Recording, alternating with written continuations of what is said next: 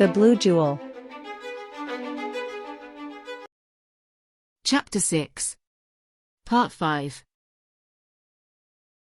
Agnoruk listened to the conversation from a distance, and indeed Arras was a half-orc like himself. And he was barely over 20 years old and already knew fame and glory, while if he was known somewhere, it was because he owed food. Arras was the son of the great orc general Arras, king of the Sinafti, the White Orcs. Rakraklas was the first orc to serve on the Imperial Council. Under the command of Arras, the Black Kingdom's legions conquered the mighty elven kingdom of Tort-Anal, bringing the entire continent of Degassi to the Black Empire's ultimate domination. A great victory that made Arras himself one of the favorite candidates to occupy the imperial throne. In the Black Kingdom, when the emperor died or abdicated, his successor was chosen from among one of the members of the Imperial Council, although many times it was a direct descendant or a relative of the emperor skillfully placed in the Imperial Council, but it did not always happen. On this occasion there was no clear successor from the emperor's direct family. For which Arras was the great favorite, he would be the first orc emperor, a fact that aroused great suspicion in the imperial court. There were already many problems when 30 years earlier Emperor Yonosa II granted full citizenship to the orc tribes of the south, with many orcs joining the imperial legions, as in the case of Arras. This decision caused much friction among the more traditional nobility of the Black Empire, but the results were unquestionable. The imperial legions were transformed into a war-winning machine. Agnoruk's father, named Agnoruk, was a Sinafti like Arras, so stories about his king had always interested Agnoruk. Arras had a son Arras, who was an excellent warrior and was appointed general when he was only 16 years old, and although he was a half-orc and at that age he was considered an adult, but it was still an extraordinary fact.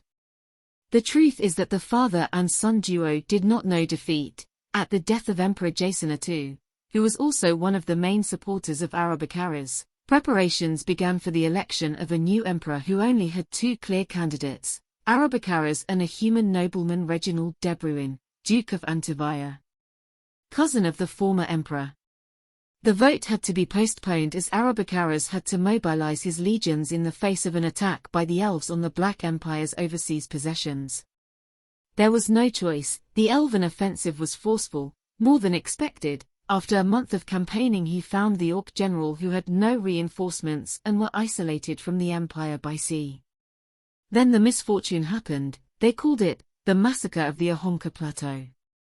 The elves mobilized together with their human allies one of the most powerful armies that had ever been seen and surrounded the troops of Arras. The battle lasted 2 days, and at its denouement the legions of the Black Empire were massacred and their great general Arras died guarding his standard. Only Arras and a dozen white orcs survived.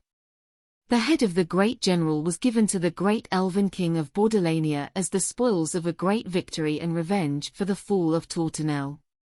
Defeat could be regarded as a war attempt, a miscalculation. But the scandal erupted when Arras appeared before the Imperial Council with an accusation against the other candidate for the throne. Reginald de Bruin had conspired with the elves to kill his father. But Arras had arrived late. Reginald had already been made emperor. As soon as news of Arras' death arrived, the council voted in favor of de Bruin. Arras almost killed the newly appointed emperor with his own hands. His fame and heroic deeds saved his life, but he was punished with banishment and the loss of his dynastic rights to the throne of the White Orcs. Although there was no evidence to justify Arras' accusation, the truth is that since then the reign of Emperor de Bruin was under suspicion and the orcs do not have much sympathy for him. Since he was one of those who opposed their assimilation into the empire, rumors of orc revolts in the south are growing despite de Bruin's attempt to control them. Meanwhile, Arras became a stateless mercenary, and de Boek was quick to offer him a position among his ranks, which Arras gladly accepted. Arras was very famous. He was called the Black General. Agnoruk, who lived thousands of miles, knew his history. For him it was clear that he was the true king of the White Orcs no matter how much the emperor took away his dynastic rights.